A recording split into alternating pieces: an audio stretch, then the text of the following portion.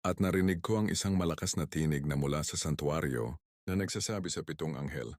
"Humayo kayo at ibuhos ninyo ang pitong mangkok ng kagalitan ng Diyos sa lupa." At humayo ang una at ibinuhos ang kaniyang mangkok sa lupa at naging sugat na masama at mabigat sa mga taong may tanda ng hayop na yaon at nangagsisamba sa kaniyang larawan at ibinuhos ng ikalawa ang kaniyang mangkok sa dagat at naging dugo na gaya ng isang patay at bawat kaluluwang may buhay sa makatuwid ay ang nanga sa dagat ay nangamatay at ibinuhos ng ikatlo ang kaniyang mangkok sa mga ilog at sa mga bukal ng tubig at nangaging dugo. At narinig ko ang anghel ng tubig na nagsasabi, "Matuwid ka na ngayon at ng nakaraan o banal, sapagkat humatol ka na gayon, sapagkat ibinuhos nila ang dugo ng mga banal at ng mga propeta at pinainom mo sila ng dugo. Ito'y karapat-dapat sa kanila." At narinig ko ang dambana na nagsasabi, "Oo, Panginoong Diyos na makapangyarihan sa lahat, tunay at matuwid ang iyong mga hatol." At ibinuhos ng ikaapat ang kaniyang mangkok sa araw, at ibinigay nito sa kaniya ng masunog ng apoy ang mga tao.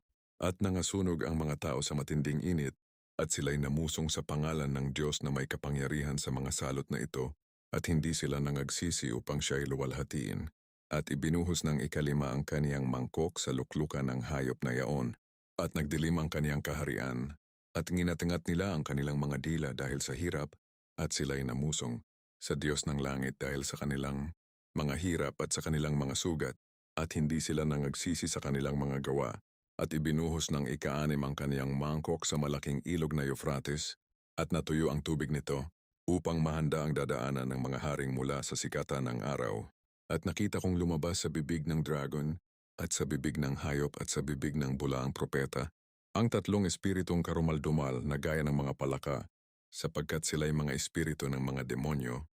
na nagsisigawan ng mga tanda, na pinaparoonan nila ang mga hari sa buong sanglibutan, upang tipunin sa pagbabaka sa dakilang araw ng Diyos na makapangyarihan sa lahat. Narito ako'y pumaparitong gaya ng magnanakaw. Mapalad siyang nagpupuyat at nag-iingat ng kaniyang mga damit na baka siya'y lumakad na hubad at makita nila ang kaniyang kahihiyan.